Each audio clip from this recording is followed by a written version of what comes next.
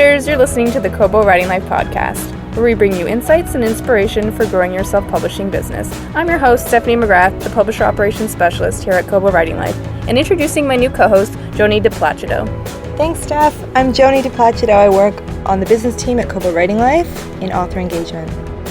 So before we begin our episode, I just want to say how excited I am to have Joni joining me as my co-host. Thank you for joining me, Joni. Thanks, Steph. I'm really happy to be here. I'm really looking forward to chatting with more of our great authors. And so our episode today, we're talking to author Stefanie London. She's a romance author through Harlequin, and she gives us great tips on how to find an editor that's right for you. Yep, she talked to us a lot about balancing writing with the rest of her life. And she also talks about how through her publishing journey, she's finally feels that she's ready to dip her toe into self-publishing. Yeah, we're going to bring her over. Yes, so it's a great episode, and without further ado, here is the interview. Thank you so much, Stefanie, for joining us on the podcast today. Thanks for having me. So just to start off, I would just like to know a little bit more about your publishing journey and how you got to be a USA Today bestselling author. So I'm that cliche that's wanted to be a writer ever since I was a little girl. My mum has the copy of my very first published book, which I put out when I was 5, and it's about cats.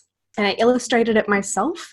Oh. And yeah, school project. And that was sort of I was bitten by the bug at a very early age. And I think I then went through that process of trying to find a career that would let me write in a way that was I don't want to say acceptable, but sort of a good thing to my parents because they wanted me to go to university and all of that sort of stuff. So I ended up in human resources doing a lot of training and development, communications, change management, that sort of stuff. But I was sort of not writing the things that I really wanted to write. And so in 2012, I got married and went on my honeymoon, and I took a bunch of romance novels with me and was just this is what I want to do. I want to write a book. And my husband was like, well, just, we're here, we're on holidays, having a great time. Just pull out a notebook and get started.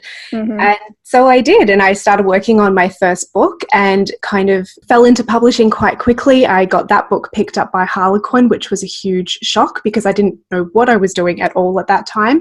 And then from then it's been sort of a whirlwind journey the last 5 years, and now it's 20-something books out. And sometimes I wonder how I got to this point.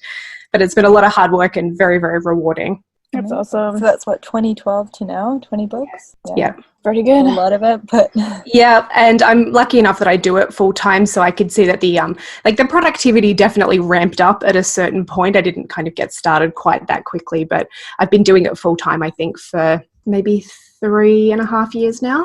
Mm-hmm. So what does a typical writing day look like for you? I find that my brain is not super fantastic until lunchtime, so I actually use the morning to do a lot of sort of lower level tasks like answering emails and even housework, and I usually try and exercise in the morning and do all of that sort of stuff, and then I really get stuck into my writing at maybe around 11:30 when I've fully woken up, and then I spend a good portion of the day writing, and I often juggle multiple projects at once. So if I'm usually juggling them at different stages as well, so I often will sort of do first draft writing in the earlier part of the day, and then I try and save, if I've got any copy edits, line edits, that sort of stuff, I save that for later in the day, because I find that once my creativity has sort of exhausted itself, I've then still got enough energy to do maybe some more analytical tasks later in the day. But this kind of job is very atypical in that really any day could look like anything, but that's kind of the basic framework that I follow. Do you have any tips for trying to stay organized and focused on work? Because I know working from home can sometimes be distracting in itself. It really can. And I would say that it probably took me a good 6 months to really find a routine with it. I would sort of, in the early days, was actually less productive than when I was juggling full-time work and writing, I think, because I just felt I have so much time. I'm just going to, go and grab a coffee and put the washing on and go for a walk and do all of this stuff without thinking about the time that was ticking past. So for me, it's sort of really important to have a very clear idea of what it is that I need to deliver in a certain time frame. I'm definitely a kind of spreadsheet tracking sort of person. So I use a spreadsheet to track my words every single day. And then I also use a program called Pacemaker, which is really fantastic. And you can plug your projects into it.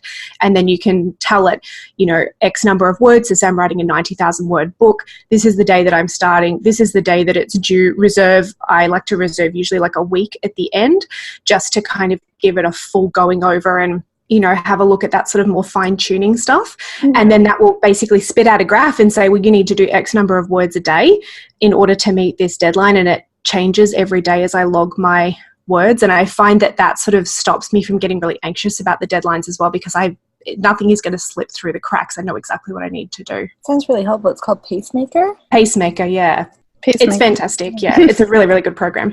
I like a visual reminder. I feel like at work sometimes I don't know what I need to be doing, but if I can see it laid out. Yeah, and the little graph that sort of adjusts is really great too, because I sometimes have this thing of like, oh, I have so many deadlines and I can't get it all done, and that sort of like panic mode. But then actually when I look at the graph, I'm like, oh, it's only an extra 300 words a day, if I've missed a couple of days here and there. So it actually like helps me to sort of take charge of the work that needs to be done and sort of keep it in check. It's like kind of a grounding thing for me, which I really enjoy.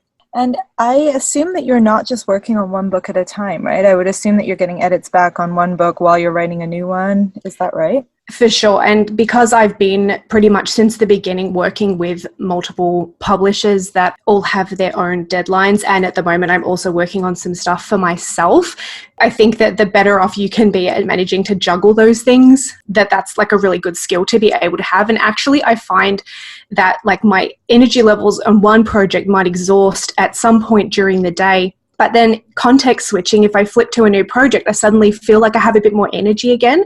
And so having a few things to work on at once actually, I think, makes me more productive overall, because I could easily write 2,000 words on one project and another 2,000 words on another project, but trying to do 4 on the one project is tougher for me. Yeah. I was looking at your website and you have just a long blog post about the thing that you said, like the thing for you was to write a book. And I was just wondering, if someone else's thing is to also write a book, what are some tips you have for someone who's trying to write their first book or first draft, or just trying to get their foot in publishing? Absolutely. I think that one of the things that can be really overwhelming at the beginning when you're working on your first project, especially if you go in with a view of getting published or publishing it yourself and getting it out to readers, is that we sometimes can feel a little bit stifled by the idea of what other people think. And I'm a big fan of just like letting that stuff go as much as you possibly can. At some point you need to kind of take a bit of a critical eye and an outside view. But when you're just getting started, one of the most important things that you can do for a project is just to finish it. It doesn't matter if it's a hot mess. That's what revisions are for. I mean, I'm 20 books in and I still write some first drafts that I'm just like, oh God, what was I thinking? But that's just part of the process. And I think that realizing that actually finishing that first manuscript and not letting 100 partials, 3 chapters, words here and there kind of collect dust under the bed, actually finishing one project, it's like it tells your brain that you can do it. And that once you get to that point, you're much more likely to be able to finish another project than getting kind of stuck in that cycle of, oh, I'm 4 chapters in and I don't know where this book is going. I'm just going to start the next shiny new thing because that's what's exciting. Mm-hmm. What about, we talked to a lot of indie romance writers about the romance writing community. Are you very involved in conferencing and going to those events with other romance writers? Yes, I definitely am. So I was originally a member of Romance Writers of Australia back when I was living in Melbourne, and I was part of a local romance writers group there. And then when I moved over to Toronto, I joined Romance Writers of America. I joined the local chapter here. And I think last year I went to like 5 conferences. I try to do quite a few, both from a learning and like presenting and speaking capacity. I enjoy both of those things very much. And I'm actually heading off to RWA in New York next month and very excited about that. I find it's a great way to not only network and sort of build connections and really like foster those friendships that you have online, kind of take them in person and build on them, but also just like refilling the creative well. I always go home feeling really inspired after those things. Would you recommend that new writers or writers who are just hoping to get into romance start attending those early? Absolutely. I think I attended my first conference when I had only been writing for maybe like 8 months. So I hadn't been doing it very long. I went to a conference and I found it just really inspiring to see other people's journey. And I think that in some ways too, that going to a conference, meeting other writers, it makes it feel a little bit more real, because sometimes when you're here in your office on your own, working on your project, It's a very solitary pursuit, and you can sometimes feel a bit like adrift with your work if it's just you. But I find that going to those conferences is really great to sort of make friends. And I have so many friends that I made back before I was published that I'm still friends with them now. And, it's been wonderful to watch everyone kind of, whatever route they're taking, whether they're going with a publisher or putting books out themselves as an independent publisher, just seeing them like achieving all of the things that they had sort of set for themselves back then is really cool. Yeah, it's quite aspirational, I imagine, even if you're just starting out, just to see success in other people. It is. It is. I think I walked into the bathroom in my first RW America conference and Sylvia Day was in there, and I got I turned around and walked back out. I don't know, kind of meeting authors, even I'm like embarrassed, not even embarrassed, just like, I don't know what to say. I don't know what to do. Yeah, I'm a very awkward fangirl, unfortunately. And like, I ultimately, if I was like, I really love your work, like, they wouldn't be mean or anything. I just, in my brain, I'm like, I can't do it. I think I get a little bit in a space of thinking they get people all day long, tell them. Oh, true. I don't want to just be another person being like, hi, I love your books. I thought the same thing, and I've done quite a few book signings now, and I did one last month, and to have people come up to you and say, oh, I just loved this character so much. Honestly, like as a writer, it's such a joyful experience, and I really don't think that it will ever feel old having people come to you and say that they've read your book, because it's sort of like we toil over these stories for hours and hours, and then to see someone physically holding your book is like, it's kind of mind-blowing. Yeah, it is, for sure, I bet. No, but it's true. Like, people like to be complimented. I don't know why we get I don't know why.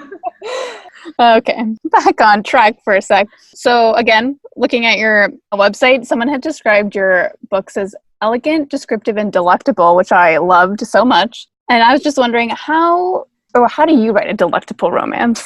Oh, that's such a great description, isn't it? Delectable. Yeah, I love that. I think for me that is sort of in like the richness of the story, that is like bringing every element of the story to life as much as possible.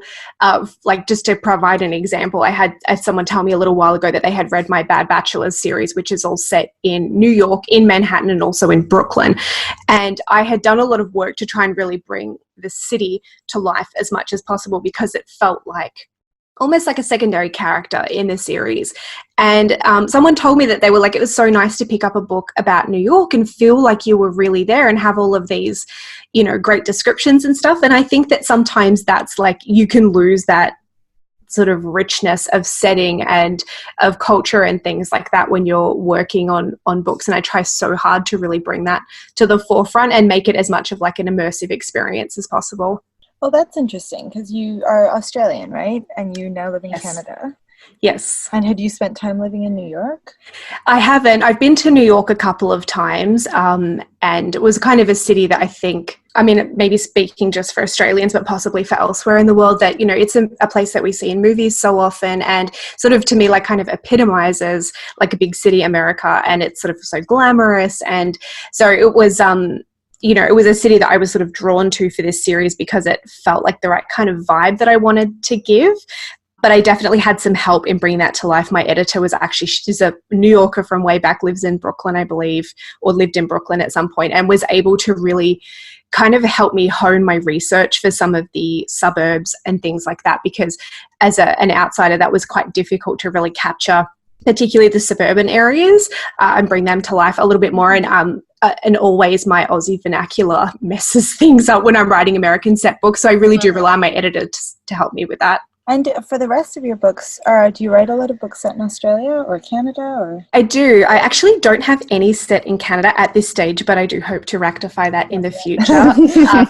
But I would say most of my books are set in Australia, and particularly in Melbourne, which is where I'm from, in a particular area of the city on the south side that is very familiar to me, that I lived for a number of years and really grew up enjoying. So yeah, definitely a lot of my books are set in Australia, but I don't know, like to change it up.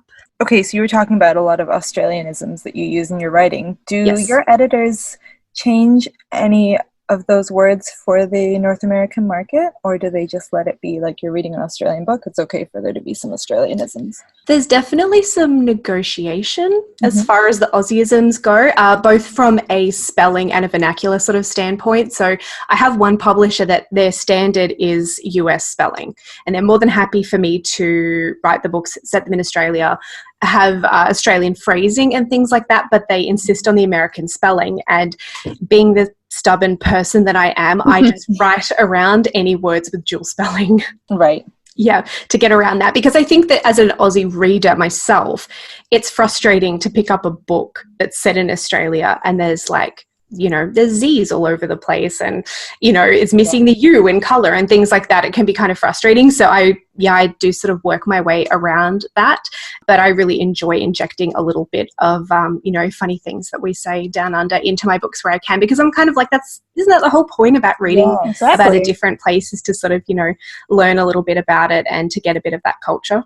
Yeah, I'm always interested in how publishers handle that. I'm originally from the UK, and sometimes I'll read a book here that I bought here by a UK author and be like, you have changed things because we don't say that. Let it It definitely happened. And I think that I have to take a really careful eye when I'm going over, say I get the copy edits back, and some things will be changed. Like I had a book with an Australian rules football player, and they had changed like field to pitch or something like that, which is not a word that we would use in that situation. So there is definitely a couple of things like that I have to look out for, and I'm forever getting comments on my edits being like, is this a typo? And I'm like, no, it's just something that we say, but trying to find like the balance between not making the language so inaccessible that people have no idea what's going on, but then also making sure that I'm not completely smoothing over the things that I'm trying to bring to that story. Well, like spelling aside, I feel like Australia has the best phrases. That's why I love reading an Australian book. So many funny things that are so Australian. I love it. But I like that when you're reading something from an author not North American. I agree, and I think it's like a bit of armchair travel, isn't it? You can't always get to these places too easily, especially not Australia, because it's so far away from everything. So it's nice to just be able to take an afternoon out and feel like you're experiencing somewhere new. Are your books translated into other languages? Yes, I actually have in my office. I'm looking at it right now. My husband bought me one of those maps where you scratch off the locations, and most people use them for travel, but I actually use mine to show all the countries that my books have translations, which is really cool. What a great idea. So I think I'm in like 14 languages now. Wow, that's awesome. Yeah. Interesting. And where do your books sell the best in non-English territories? I think Germany at this stage is the front runner. I have all of my Harlequin books have gone to Germany, and then the Bad Bachelor series went there as well, and they've gone there in audio too. So I think that that's probably the broadest reach that I have so far. They have a very voracious romance market in Germany, which is really cool. Cool, yeah. This question came to me when you're talking about editing. So do you work with the same editor, or are you having different editors for different series, stuff like that? Yeah, I've worked with a lot of different editors in my career so far, because I've been with 3 different publishing houses, and I've also done a little bit of independent work as well. And I think at one publisher I've already had 4 different editors. So I have worked with a lot of different editors, and I find too that the editors that you work with at the developmental stage are not necessarily the same people that you're going to work with at the copy edit stage. And so every round you're getting a slightly different perspective to who you're working with, and each editor sort of has their own style and their own way of doing things and how they communicate and the level of kind of direction that they like to give. So it's been, I think it's been a great thing for me, because it's made me a more well-rounded writer, I think, having worked with so many different people. Do you find it a struggle to keep your own voice for your story, to stay true to your own voice in the story rather than having the influence of an editor, since they're changing constantly? No, because I push back if I feel like they're intruding too much. And I think that that is actually very important for an author to do that, is to understand when editorial direction is about making the story the best it can be and strengthening the writing and things like that, versus if you have an editor, and it has happened to me in the past, where it's like maybe, you know, they have a vision for the story that is different to you, and so they're trying to force the writing or the story into a slightly different direction, or changing things that perhaps are an artistic or style thing as opposed to like a quality, or like making the writing clearer, that sort of thing. And I've really learned to tell the difference between those two things. And I'm at the point now that I can very comfortably say that I'm not happy with a change here or there, and this is the way that I would prefer to handle XYZ. And that most of the editors that I've worked with have been extremely collaborative. And a lot of the times that the direction that they give is very like, okay, so this element of the story is not really clear. Let's see how you can sort of like strengthen that through, here's a couple of suggestions. And I have some of my editors will be like, the comments will look insane when you go through the manuscript. But what that is them giving lots of suggestions about things. But ultimately it's up to me to figure out what direction I want to take with the feedback that they've given me. Because a good editor will retain your voice. Absolutely. While making it.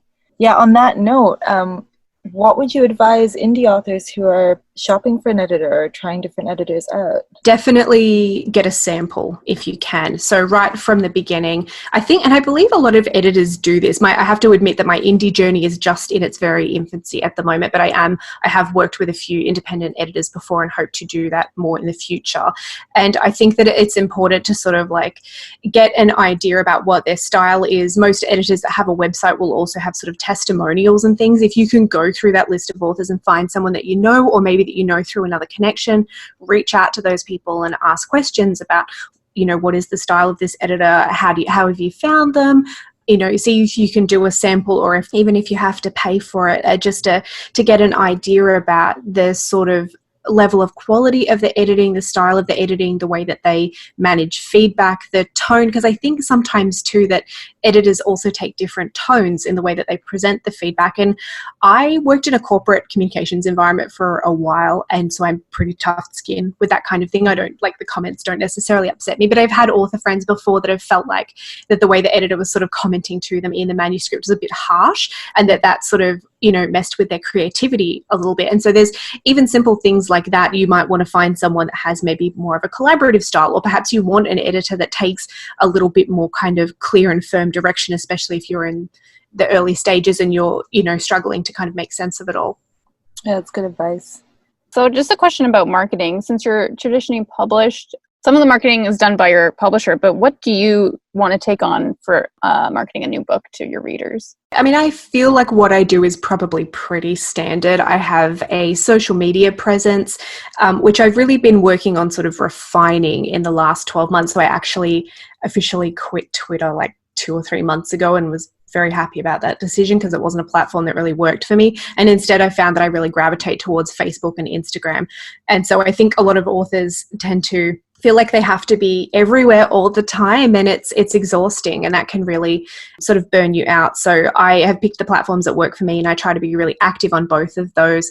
I also do a lot of video as well. So I use Instagram stories and do the occasional Facebook Live, because I think that video is a great way to connect with people. And when you can hear someone's voice and you can see their face and see a bit of their environment, it helps to build a much like stronger connection than just sharing a cat picture, for example, as fun as those are.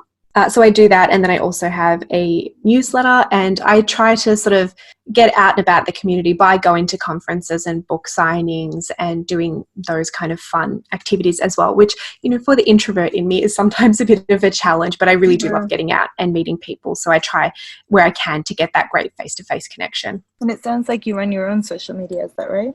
Yeah, I do it all myself. How much time does that take? I've got a bit of a system down that has made it a little bit more manageable. Once I discovered that there was a way to schedule Instagram posts, that really took the pressure off, because I've now figured out that I can just, like a batch do it, every 2 weeks, for example, and then I can just sort of monitor. And that gives me a little bit more space on the day-to-day to do some like Instagram stories, which I actually feel like I get better engagement on stories than I do on my regular posts on Instagram. And I think that potentially that is because I do video instead of just text and pictures, that people feel like they get to know you, and, you can ask questions and connect with them that way. And then the same thing on Facebook. I find that, where I can schedule, I schedule, but I actually really these days kind of keep Facebook just pretty casual. And I find that actually when I post less, but I post about things that I care about rather than just trying to do the markety thing, that I actually get a better response overall.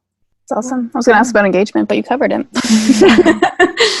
This is something I've noticed in the last couple of years, how authors use Pinterest, and you yourself also do this, but you have a board per book. And I was just wondering how you find engagement is for that. And like, I personally love seeing stuff as I use Pinterest a lot, but I was just wondering if if readers like Pinterest. Or are they marketed at your readers, or are they boards that you use for when yourself? You're writing? They are definitely things that I use for myself. I've never used Pinterest with a marketing kind of eye, and I know that there are some authors like Lauren Lane that do such a fantastic job with things like that. But for me, it feels like a very internal visual process. And so I actually use the boards when I'm planning and in the early stages of working on my book, because it really helps me to visualize my story. And so it is definitely something that I do for myself, but I just leave it open because I know there are some readers that really enjoy being able to see it. And it actually also helps the book production process as well, because when I'm working with a publisher, or even if I was working just with a cover designer, I can send them the link to that board and say, hey, this is the kind of look and feel that I have for this story. This is what the characters look like. It gives a bit of a tone of the story. And so for actually putting together cover and marketing materials, it's a really useful resource for that as well. I didn't even think of that. Cool research. Yeah. So whenever I have to fill in what's called an art fact sheet that the publishers have, that they say, what color is the hero's hair and his eyes, and what about this, and what about a scene for this, and da da da da. And I can just say, I can fill in all of that information, and then I give them the link to that so that they can go. Because I think sometimes a Pinterest board is really good for conveying tone as well. You can get a definite sense of whether a story is really kind of moody and serious, or whether it's really light and fun, just based on the pictures that have been chosen. So I've actually found it super useful for that stuff. So recommend. I like that. Me too. I think that sounds like a really fun way of planning your book. And then we were talking earlier about being an author is probably not one of the weirdest, but one of the most, I don't know even how to describe it, isolating. Mm-hmm. You're on your own a lot. Do you find there's a lot of challenges being an author just in your life, work life, personal life? How do you juggle being an author and then also making sure, juggling author and being a human? Yeah, basically. My mom went into way of saying that. Especially if you are naturally a little bit introverted. Yeah, for sure. I think a lot of us authors, not all for sure, but a lot of us are introverted. And so that's why we've gravitated towards these solitary creative endeavors. But I think that it is tough to balance it. And I like to talk about that a bit on my social media, not because I want to be a Debbie Downer or anything like that. But I think it's really important that people kind of go in with stars in their eyes a little bit when it comes to a job like this. And it's important to realize that at some point, yes, it's a creative thing, and it's, I'm so grateful to be able to do this as a job, but it is still a job. And like with any job, at some point that means you need to set boundaries around it, and you need to manage your well-being, both from a physical and emotional and mental standpoint as well. Even just the fact of, I started wearing a Fitbit a while ago because I was like, I feel like I'm being pretty sedentary. So I started wearing a Fitbit and was legitimately horrified at how little I moved on a day-to-day basis. Mm-hmm. So there are things like that I think that it's really important to remember that it is a job, and that means that it's okay when you have a crappy day, and it's okay when you feel like maybe you just don't want to do it one day, and you don't have to feel grateful every second of every day, because I think that that's a bit of a noose around your neck sometimes, and I've definitely gone through that myself. So I think for me, the best things that I'm able to do is have some personal rules around how I manage my career, and that is that I don't really do social media on the weekends. I try where I can not to work on the weekends as well. That doesn't always happen, but I try really hard at least to have one day off on the weekend every week that I can spend time with my friends, with my husband, that I can do my other creative pursuits, because writing is not my only creative activity. And that makes me so much more excited to get out of bed on a Monday morning and go to work and just sort of attack the day. And it's because you need that downtime at some point. Otherwise you will burn yourself out, and it's quite horrible to try and come back from that. So when you originally started writing and you were working full-time, I would assume that your writing maybe felt more like downtime, or like your creative outlet, passion project. And then once you shifted to writing full-time, was there a difference in shift going from your fun thing to this is now I need to do this to pay the bills and keep going? For sure, there was a very big mindset shift that occurred between those two things, because when I was working full time, I was in a corporate job working for a big four bank in Australia. So it was a pretty intense job. I worked very long hours and it was high pressure. I was writing briefs and speeches and presentations for a CIO. So it was a pretty intense job. And to come home and then be able to write something that was mine, because I spent the whole day writing things for other people, was such a joy. And any spare time that I had, I was at my computer working on my book. And every weekend I would just hole myself away in my study and just work. And it was time for me. And then as I shifted into doing it full time, when it became my job, at first, I didn't manage it very well because I was used to writing being a hobby. And so if I had time on the weekend where, say, my husband's a gamer, so he was, playing his games or he was out with friends or whatever, and I was on my own and I didn't know what to do with myself anymore, so I would keep writing. And so there was a period of time where I was writing 7 days a week for months on end, and I totally burned myself out. And that's when I realized that I love this job and it is like such a great pleasure to do this every day, but I cannot do it every single day forever, because the stories will just like lose their luster at some point, because I'm just doing the same thing over and over and not making my life kind of well-rounded. And so I actively took up other creative pursuits that would take up time, so that on the weekend I had something very specific to do. I'm a kind of organized person, if that wasn't totally clear. I have to have a plan for everything. And so I made sure that I had something else that was exciting me in the same way that writing excited me, so that I could switch from one to the other and give myself that break. Yeah, that makes sense. So what are your other creative pursuits? I started sewing a little while ago, about a year ago, and so I make my own clothes, which is a fun thing that I do share on social media from time to time. Projects I want to start doing that. Yeah. It's so liberating to walk out of the house in something that you made. It's very cool. That's awesome.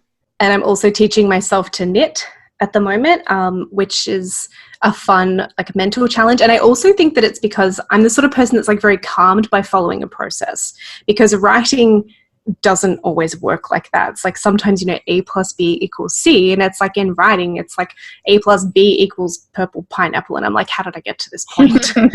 But sewing is very methodical. And so I kind of just follow step by step, and knitting is much the same. So I kind of enjoy the process of it, but then also having, because I'm sort of a, outcome oriented person, having something at the end is also a very rewarding thing as well. So it's a great way to kind of get my mind off my book and focus it on something else so that it can have a break. Do you take breaks between projects to refill your creative juices? Yeah. Nope.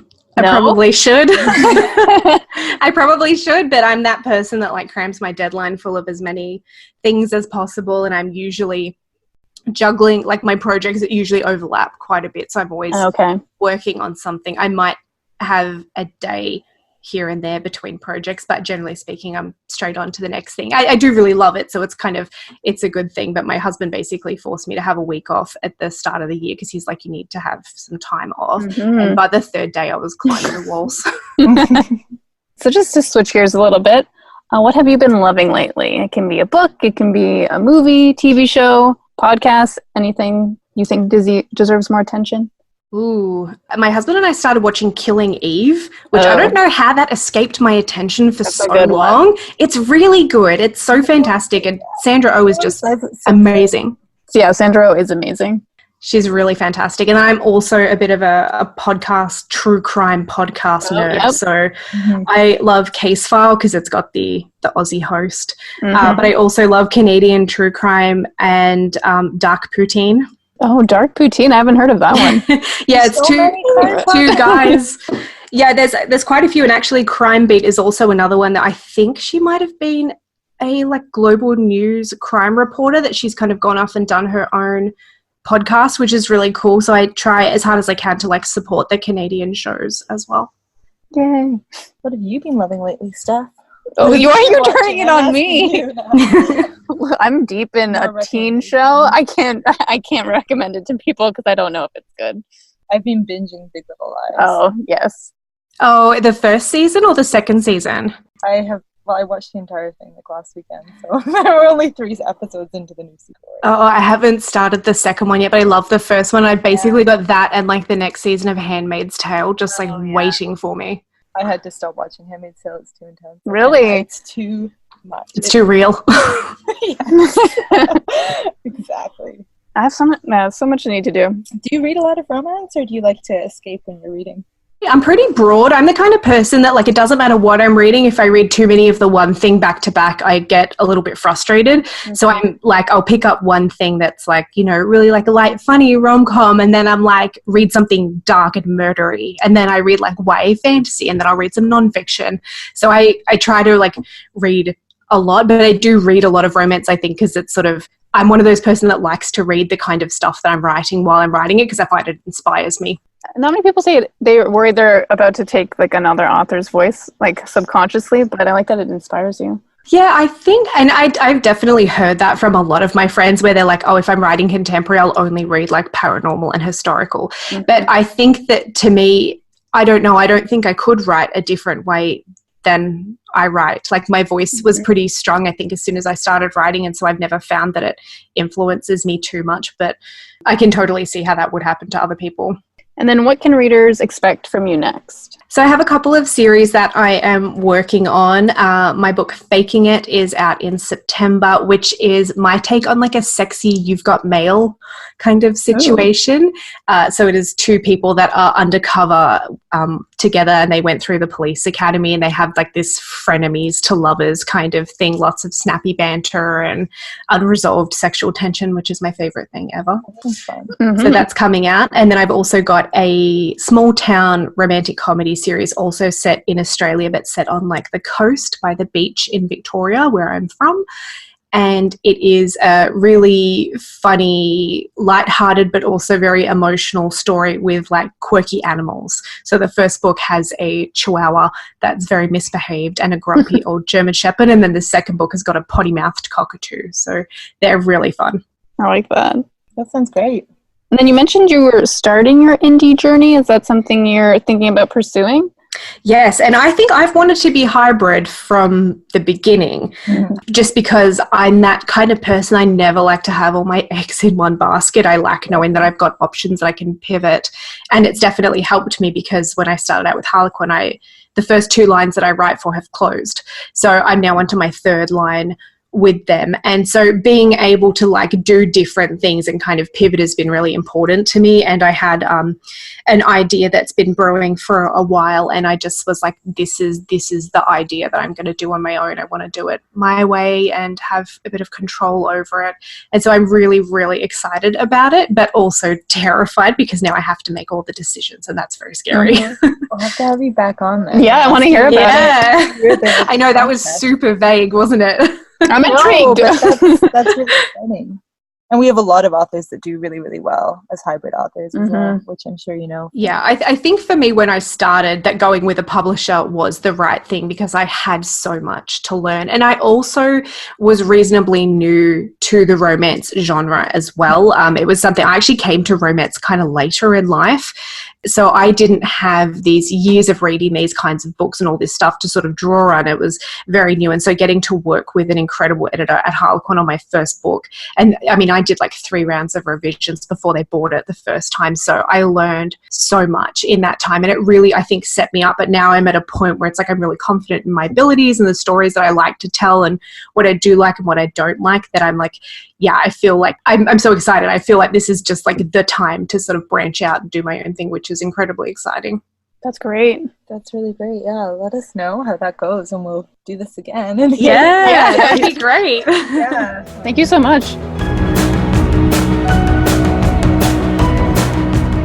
Thank you for listening to the Kobo Writing Life podcast. If you're looking for books by Stefanie London, we'll post them in our show notes. Or extra tips on how to grow your sales, visit kobowritinglife.com. This episode was produced by Stefanie McGrath and Joni DiPlacido. Big thanks to Tearjerker for the music, and thank you to Stefanie London for joining us today.